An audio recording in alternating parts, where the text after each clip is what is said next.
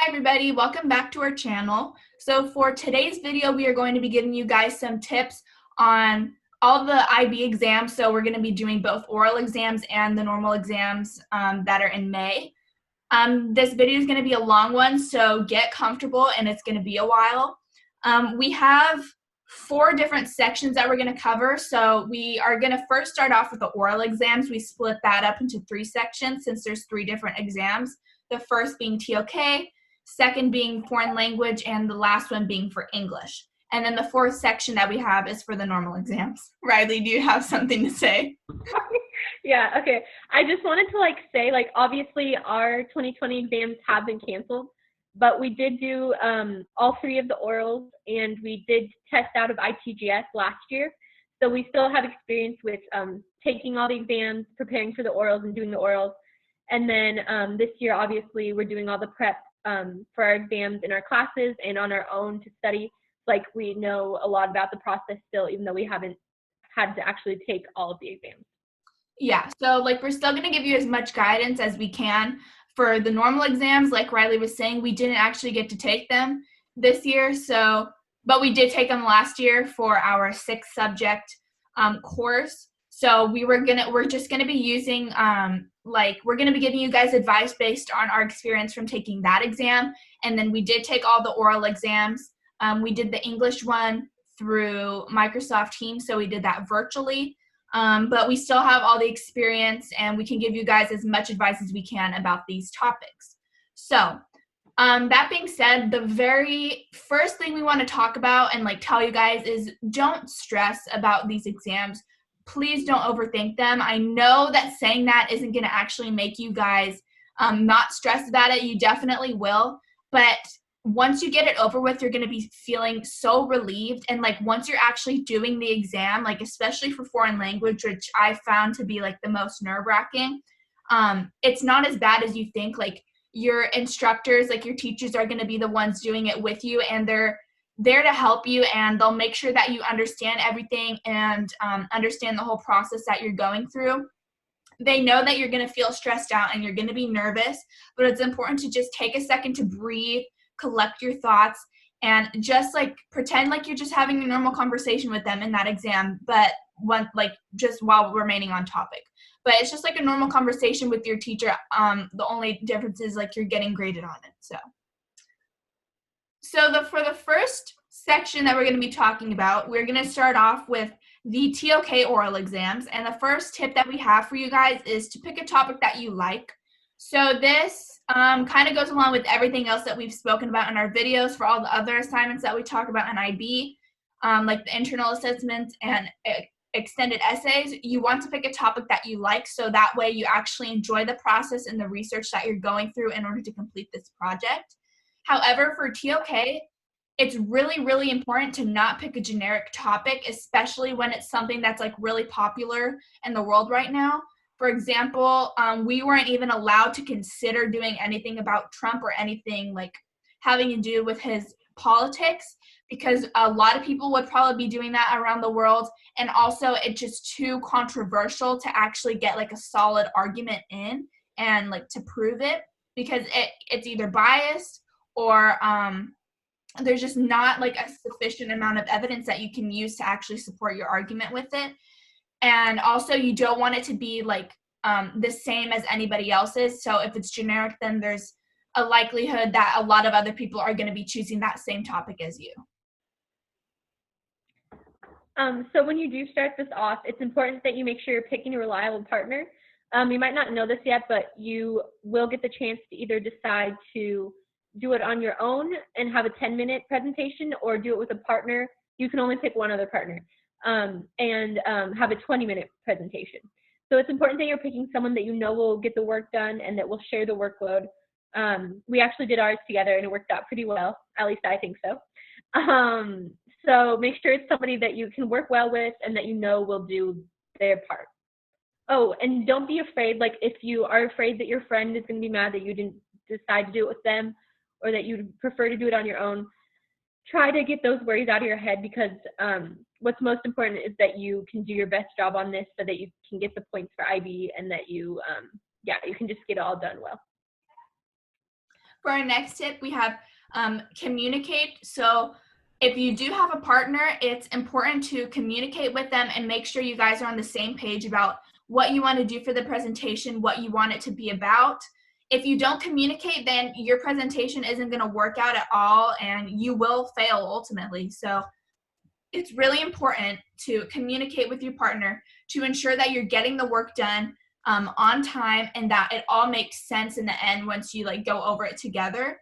That being said, if you do not have a partner, you need to hold yourself accountable to meet all the deadlines for this presentation. And if you're not communicating with anybody else, maybe just communicate with your teacher to make sure that you are following all the deadlines, all the rules, you have all the requirements done, and that you are feeling prepared for this presentation when it comes time to present. So before we actually started making our presentation, it was all kind of confusing because we got a lot of information at once. So it was helpful to look over the examples of past presentations because that kind of showed us the general format we're supposed to be following and how to kind of set up and time our presentation all together. So I definitely suggest looking at the examples that your TOK teacher gives you to see how you're supposed to set all that up. For the next tip, we have start planning. So once you start looking at example presentations and your teacher's first starting to incorporate the idea of this TOK presentation into your guys' mind, you want to start planning as soon as possible, even if it's just as simple as like just picking out what program you want to use for your presentation, whether it's Google Slides or the Microsoft PowerPoint presentation app. Just start off like planning the little details of your presentation so that way you're not stressed about it later and you have the little things out of the way and then you can focus on bigger things in the future. We kind of started our process by beginning with the RLSs. We picked like a general theme or idea that we were interested in and then found we found diverse RLSs that were interesting to us and that we thought would interest the viewers, the audience. And then we just made sure that they weren't too like broad of a topic or too focused in on one thing, because you want to make sure that you have diverse options so that you can support different sides of your claim and different sides of your general topic, just so that you're not sticking on one context, because part of this is to show that you can apply it to different situations and see how it affects those specific situations, but in different ways. And then after you research your RLS and you settle on one, it's good to start creating knowledge questions for it. Knowledge questions take quite a bit of time to actually like perfect and like create solid ones. But like throughout the whole year, you're going to be learning how to create good knowledge questions, which is one of the highlights of TOK because the teachers really help you to do that and like make really good knowledge questions for this exact purpose to use them in the TOK presentation. So yeah, don't worry if it takes you a while to make like a good knowledge question that your teacher like approves of. It's going to be worth it in the long run, and it may just be as simple as like editing like one of the words out and switching it so that it sounds a little more academic. I also recommend that obviously you have both partners look over the knowledge questions so that like if one of you wasn't sure how to reword something, like the other one might be able to see how to fix it or just even improve it, because obviously you want this to be your best work, so you just want to work together and have other people read over it to make sure it's the best. So then also it's really important that you incorporate your TOK terms into the presentation. That way you can utilize them to your advantage throughout the presentation. And just those are really important to defend your evidence and your examples. And then also that obviously just shows everything that you've learned from the course. And part of using TOK terminology, like within the presentation, within your knowledge questions, and like just throughout the course, picking your areas of knowledge and your ways of knowing are a crucial part of that because they are what make up the majority of the terminology within this course. So for this presentation, Your RLS might consider 2 different areas of knowledge and like a couple ways of knowing. So it's good to just kind of like finalize all those options that you have and be able to use them and talk about every single one of them throughout your presentation and make sure you hit on all the points. And then to keep the audience focused on what you're saying and make sure they're paying attention, it's important that you make your presentation engaging, whether that be like literally engaging with the audience and like asking them questions or like giving them a fun fact or something. We did this by including pictures and things that would interest the audience as we go through the presentation, just so it doesn't get too boring. But you also want to make sure that on the slides you don't have too many words or too many distractions on there, so that they're actually paying attention to what you're saying and they're paying attention to the content. So make sure that you aren't writing like entire paragraphs on every slide, because they also won't have time to read that while you're talking, because your time is limited. So just make sure that you're utilizing your time wisely. For our next tip, we have have a rebuttal. It's really important to like have an argument to what you're saying in order to like completely finish off your TOK presentation. So you obviously may not argue against what you're saying, but other people might. So you want to do the research to find an argument against that and then rebuttal your claim once again against whatever the other, like the opposing side is saying. This is really important because you want to like be prepared for your teachers, your examiners to kind of question if what you're saying is always true. So if you find someone that has that exact same thought, then you can bring that in and then argue against it like to those people instead of to your examiner. It's just really important to just be prepared and make sure that you have fulfilled all the requirements for the TOK presentation, because if you do leave something out, the teachers that are grading you will ask you questions at the end, and it's better to just not have them ask you questions, even if they are just trying to help you. But you just want to make sure that you just get everything that you need to say out like the first time you go on or the first time you're presenting, instead of having them ask you questions at the end. So yeah, just make sure that you have all the information that you need, that you have an argument, and that all the requirements that are supposed to be fulfilled for this presentation are fulfilled, so that way you don't have to elaborate further and potentially get points knocked off of your grade because you didn't mention something earlier. And now moving along, we're going to be going into the foreign language oral exams. So for the first tip that we have for this section, we have know the 5 main topics. I'm not sure, we took Spanish, but I'm not sure if they have like different main topics like for every foreign language. However, it's just important to know those main topics because that's what a lot of the coursework is going to be about. And you need to be able to understand the concept of each topic in order to be able to talk about it and like connect maybe your experiences to that topic, like within your exam with the teacher. So secondly, we just want to say that it's important that you immerse yourself into the language, so that you are speaking it, you're listening to it, you're writing it, just so that way you can prepare for the oral and the exams themselves. Obviously, because that's really important as you're taking the course, that you're paying attention in class and that you actually participate. So make sure that you are practicing speaking the language, hopefully throughout the whole school year, and every year you have to take Spanish or French. But make sure that you are especially doing it before your exam, so that you're preparing what you're going to say, and that you're making sure that you are pronouncing things correctly and you know how to form the sentences as you're speaking. For our third tip, we have like review vocab and verb tense conjugations. Obviously, this is a really important one because in order to actually speak the language, you need to learn words, and also like you need to know the verb tenses of those words in order to be able to like talk about present time, past time, and future time in order to like make sentences about like anything that you want to, like in a normal conversation. Mm-hmm. And then also, once you have all your vocab and you know how to use all the tenses, then it's good to be able to be able to use all of that to talk about culture and all of the lecturas in the books, at least for Spanish.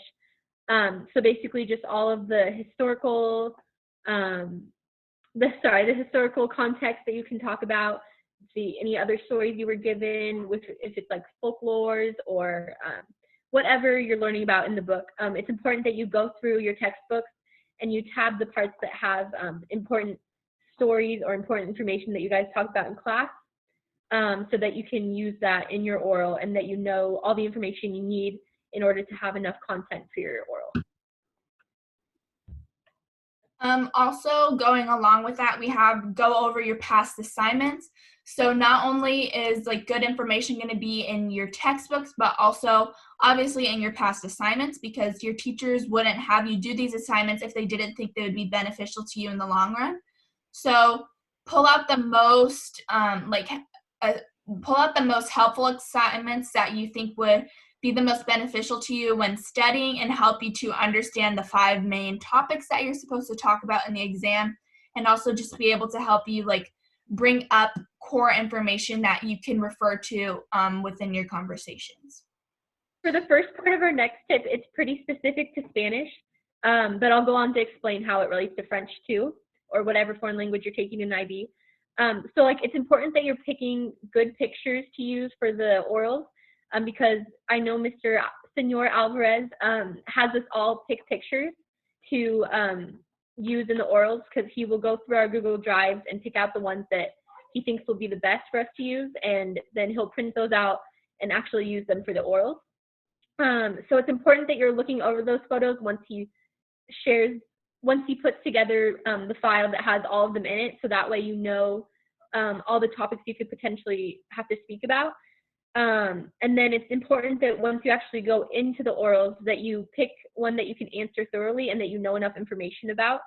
I believe in French, they all ended up doing the same photo. I'm pretty sure they were assigned one that they got to see beforehand. So it's important that you practice with the pictures and that you you memorize everything you want to say about it, so that you can just have it ready to speak about in the oral.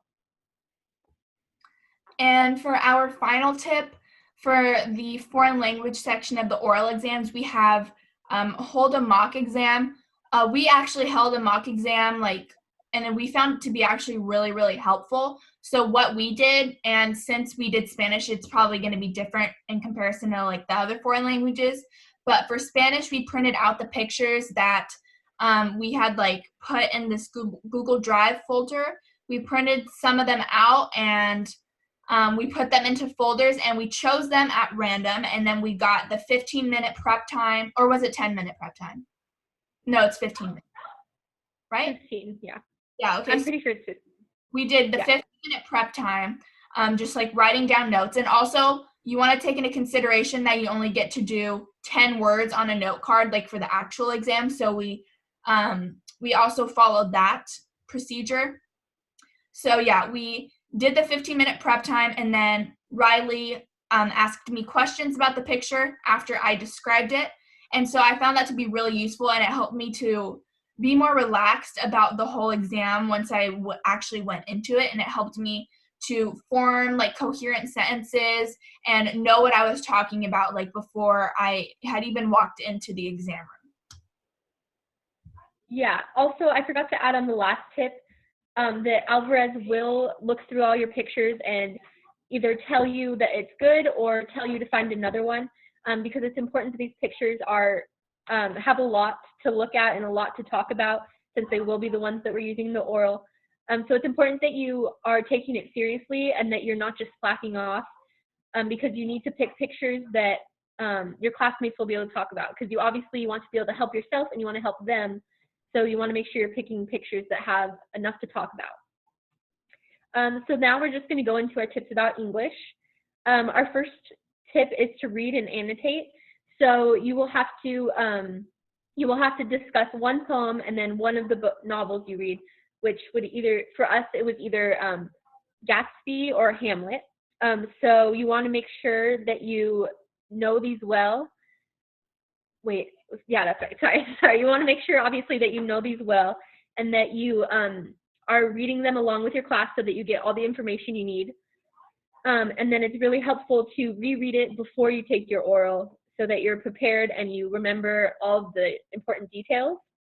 And then obviously, as you're going through and reading, it's helpful to annotate. So if you put little sticky notes or little of the sticky flags in there or whatever to just mark parts that you want to either review or that you have further annotations or opinions on, that you can go back and remember those for your oral or even for your exam so that you can use that information once you take the written part. It's also really important to actually pay attention in class discussions. Like, I know it's kind of surprising you have to pay attention in class in order to understand stuff. So it's really important, like, that you're paying attention to what the teacher's saying, to other students' thoughts, so that way you can, like, gain more perspective and more information and things that you may have not considered the first time you read the novels or the poems for that matter. So yeah, it's really important to get, like, more perspectives in your in-class discussions, especially in the Socratic seminars, because I know that for Pereira, at least, you kind of like get to argue one-on-one with other students, and like trying to understand their thoughts while still portraying yours. And you'll be able, if you do take notes during it, you will be able to use that that information to go back and study prior to actually doing your oral exam. You also will need to know any background influences about the author, and then any historical context that's important to either the author or just the book itself. I know Miss Pereira shared that with us before reading. She would give us handouts so that we could know more about the author before we actually read the text. And that way it's also easier for us to recognize the connections to his own life and the influences that his time and his life had on him and his writing, or whoever the author is in their writing. For our next one, we have form your own opinion and a thesis. So this is obviously going to be important because you need your own opinion to make your own argument in whatever you're saying, like whether it's either in like the poems or whichever novel you get. Your thesis is essentially going to be like the basis for forming your opinion and your argument and your conversation for the exams. So it's really important that you maybe start forming your own opinion like prior to actually taking the exams, and like maybe a couple months before, while you're actually like first starting to like learn about the novels and the poems.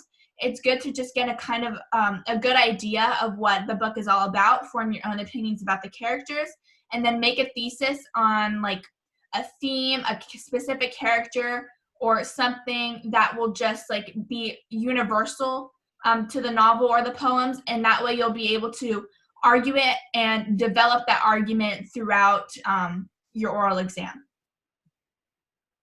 And then during the oral, when you have the discussion about the novel, you will want to be able to connect that to other works, or show how there are common themes or important aspects of the novel that can connect to other things you've read, either in your free time even, or it would be really good if you connected to something you guys have read in class before. So basically this will just give you more content for your oral, and it'll demonstrate that you understand what you've truly learned from the novel, and that you have a deeper understanding and are able to see these themes and these important topics in other novels that you've read. It's also really important to ask clarifying questions prior to the exam. So like you can ask questions about like connecting those past novels to the novel that you're going to be talking about in the exam, or just any clarifying questions about the novels that you're supposed to be studying for this exam in general. You're not going to be able to ask questions to the like examiner during the exam because it's supposed to be about you and your own developing thoughts and not really theirs. So yeah, make sure you get all the questions that you have answered by your teacher or anybody that you know will help you for that matter. That way you can get a better idea of what you need to prepare yourself for, and what the actual like examiners are looking for once you go in and test in that oral exam. And then last but not least, it's crucial that you practice. So you, as Ali was saying, we did mock orals. So basically we would practice either on our own or together and just basically time ourselves and go through the entire process. So we have an idea of how long we have to speak and how the process will go about, just so we can do it more smoothly and feel confident about it. So it's also important that you look up examples so you know kind of what you're supposed to be doing, and you can see how students did before you and compare basically like their results and how they did, so you can see kind of what content you should have in your oral to get a good grade. And then actually that was not the last one. Riley said it was the last tip for this section, but actually our last tip for this one is to study in advance. So it's really important to study maybe a couple weeks, a couple months in advance before the actual exams come along, because the exams are going to be coming one right after the other. You're not going to have any breathing time. It goes TOK, foreign language, and then English. So you want to get some studying out of the way before you actually go into those exams, so that way you're at least a little bit prepared. I know that for a fact that you guys are going to be overwhelmed, not only just by these oral exams, but on top of that, there's probably going to be other assignments and tests that you need to worry about from other teachers. So you need to start studying in advance and like start rereading the books and annotating them. So that way, once it comes time to actually study for English or any exam for that matter, you will have a little bit that you've already reviewed, and you will be able to help you to continue studying and help you to kind of like narrow your focus on what you should be studying, what you know that you need to work on before you go into that exam. In I think it's March that you go into them. So then we're just going to finish up by talking about all of our tips for the written exams. Some of these can also apply to how you can study for the orals too, but these are more kind of tailored to the written portion. So first off, we just want to say that you need to pay attention and put effort into your assignments. So that way, throughout the whole year, you're preparing without even really knowing it, because you will be learning information as you go that you'll be able to use to your advantage when writing. Just because obviously we'll go over all of the command terms and different examples and evidence that we can use in the written exams to show what we've learned and to answer the questions. So it's just really important that you're putting your full effort into your assignments so that you can get the most out of them. For the second tip, we have know your command terms. So it's really important that you know your command terms for each subject area, because when going into the exam, you need to know how you're going to write and what you're going to write about. For example, I think all the command terms are the same, but you have to know what each one wants you to write about. So like compare and contrast, obviously you're going to have to compare and contrast maybe two events for history, or compare and contrast to like two different topics in ITGS or two different species in biology. You are going to want to know what each command term means, so that way you know what you're actually writing about and how much you need to write about for each topic. Also, just really quick, I want to say I'm sorry if you hear yelling in the background or I'm laughing. My brother's playing video games right now, so sorry. But anyway, so we also just wanted to let you know that you should definitely do the practice exams. A lot of teachers will share these with you so that you can prepare for them. But also you can look these up online on your own. So just make sure you are timing yourself so you know about how much time you're going to have when you're doing the real exam. Also, that'll just help you feel more confident and prepared to go in and take it. So make sure you're practicing and you know how much you're going to have to write, and make sure you're using all of the command terms as Ali was talking about, so that you can write the correct response when you need to. I also think it's very important to not only study off of the practice exams, but also study off of diagrams. So you can get these diagrams from any one of your books. I know that a lot of subjects, including like, or especially like bio, like all the science subjects, they have a lot of diagrams that you're gonna need to study off of. And like, even if it's just like charts, like comparing things for history, math, like math topics, like English novels, anything really. These diagrams and charts will really help you to understand the different topics for each subject area much better, and you'll be able to go into that written exam feeling very, very much prepared for whatever you're going to write about. Watching videos is really helpful too, because a lot of these will include people's experiences, what scores they've gotten on the exams, their tips for preparing, and a lot of those will also have like diagrams and a lot of information that will help you out with whatever subject you're studying for. And so basically these will, and then these will also help you remember any events or information that you learned about during the year. It'll just kind of be a refresher for you. So you can obviously look up videos about tips for preparing, and then also just videos on specific, I'm sorry, he's yelling so much.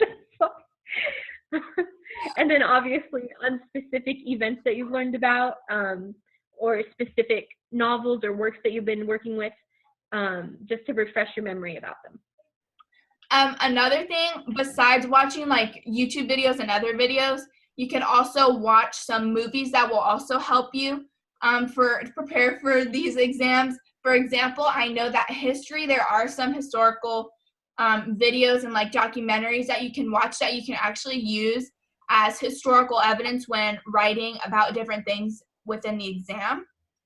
And then on another note, for our sixth tip, we have make your own study guides. So it's really good to make your own study guides because you get to control the content and information that's going onto them. You can make them pretty, or you can just do a simple Google Docs one. Or if your teachers provide you with study guides, that's completely fine.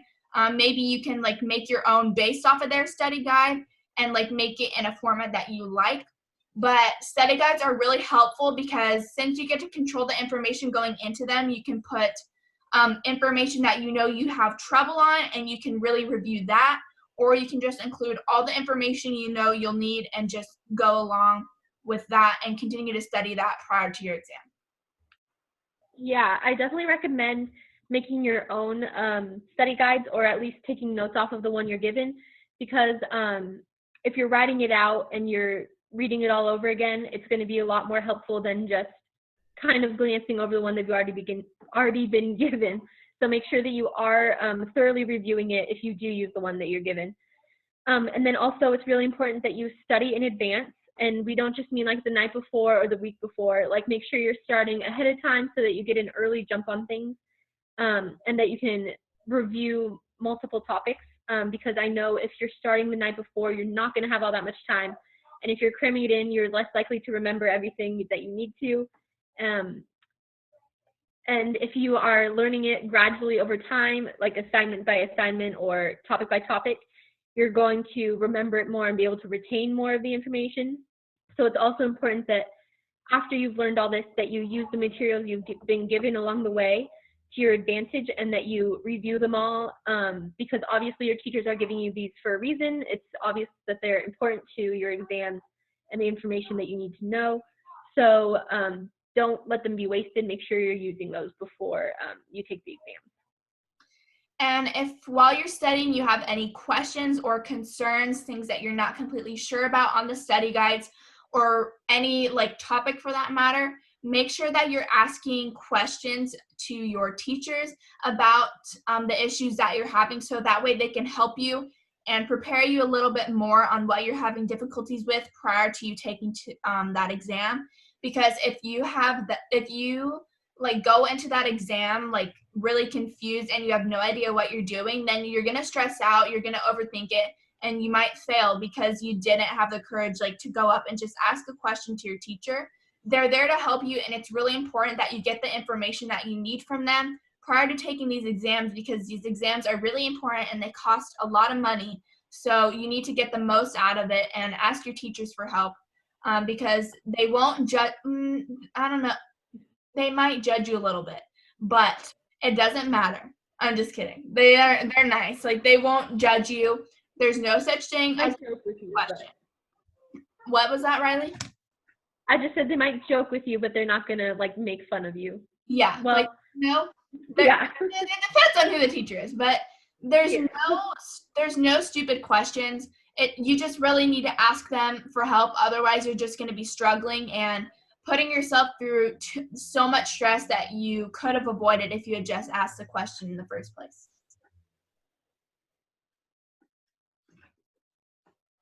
So yeah, basically you just need to make sure that you're aware of your time before and during the exam, because you want to make sure that you are practicing the full exam and that you are studying in advance and not cramming the night before. And then during the exam, it's extra important because you want to make sure that you're not wasting your time like off in space thinking about something else, or that you're writing this super long paragraph that you don't actually need.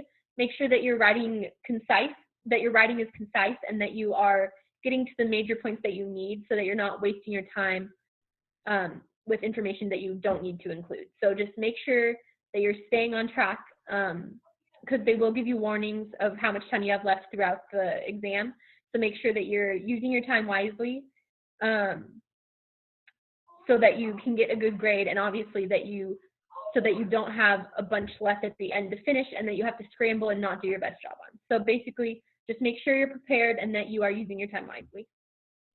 Yeah, so just the big main idea of this whole video is just to make sure that you guys are preparing yourselves thoroughly for each and every one of these exams, because it's going to count in the long run and it will help you to obtain the full amount of points on the IB diploma in the future. So just be prepared for these exams. Study a couple of months in advance, and you will be prepared. Do not stress about these exams, guys. Seriously, I mean, they are really important, but if you stress yourself out too much, then you're just going to overwork yourself, and you don't need to do that. You just need to focus on what you know is going to be important and focus on that, and then you will get it done and you will pass these exams at the end of the year.